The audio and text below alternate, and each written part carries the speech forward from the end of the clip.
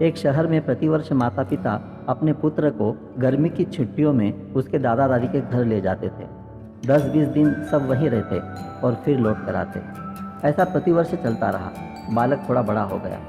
एक दिन उसने अपने माता पिता से कहा कि अब मैं बड़ा हो गया हूँ, मैं अकेले भी जा सकता हूँ। माता पिता पहले तो राजी नहीं हुए, परंतु बालक ने जब जोर दिया तो उसको सारी सावधानी को समझाते हुए अनुमति दे दी कि वह अकेले जा सकता है। जाने का दिन आया। पिता बालक को छोड़ने के लिए स्टेशन पर गए। ट्रेन में उसकी सीट पर बिठाया, फिर बाहर आकर खिड़की से उससे बात की, उसको सारी सावधानियाँ फिर से समझाई। बालक ने कहा, मुझे याद है, आप चिंता मत करो। ट्रेन को सिग्नल मिला, ट्रेन चलने लगी। तब पिता ने एक लिफाफा पुत्र को दिया और कहा कि बेटा, अगर रास्ते में तुझे डर लगे तो यह लिफाफा खोलकर इसमें जो लिखा उसको पढ़ लेना। बालक ने पत्र जेब में रख लिया। पिता ने हाथ हिलाकर विदा किया। ट्रेन चलती रही। हर स्टेशन पर लोग आते रहे, पुराने उतरते रहे। सबके साथ कोई न कोई आ रहा था। बालक अकेलापन महसूस करने लगा।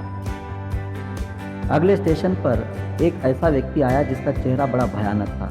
बालक पहली बार किसी सहयोगी के बिना, माता पिता के बिना यात्रा कर रहा था। उसने अपनी आंखें बंद कर सोने का प्रयास किया, परंतु बार बार वह भयानक चेहरा उसकी आंखों के सामने घूमने लगा। बालक भयभीत हो गया, रुलावना सा हो गया। तब उसको पिता की चिट्ठी की याद आई। उसने जेब में हाथ डाला, हाथ कांप रहा था। पत्र निकाला, लिफाफा खोला और पढ़ा। पिता ने लिखा था कि तू डरना मत, मैं पास वाले कंपार्टमेंट में ही हूँ, इसी गाड़ी में बैठा हूँ। बालक का चेहरा खिल उठा। सब डर गायब हो गया, काफूर हो गया।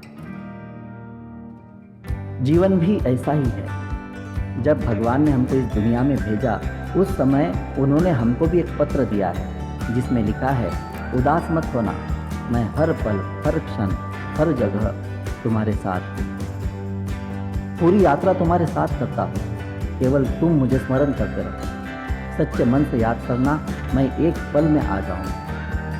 इसलिए चिंता नहीं करना, घबराना नहीं, हताश नहीं होना। चिंता करने से मानसिक शारीरिक दोनों स्वास्थ्य प्रभावित होते हैं। परमात्मा पर, प्रभु पर, अपने इष्ट पर हर क्षण विश्वास रखें। वह हमेशा हमारे साथ है, हमारी पूरी यात्रा के दौरान, अंतिम श्वास है। बस इसी विश्वास को कायम रखने का प्रयास करते रहना है। सब कुछ उस परमात्मा पर छोड़ दे, जिसकी इच्छा के बिना एक पत्ता भी नहीं हिल सकता। जय श्री कृष्ण।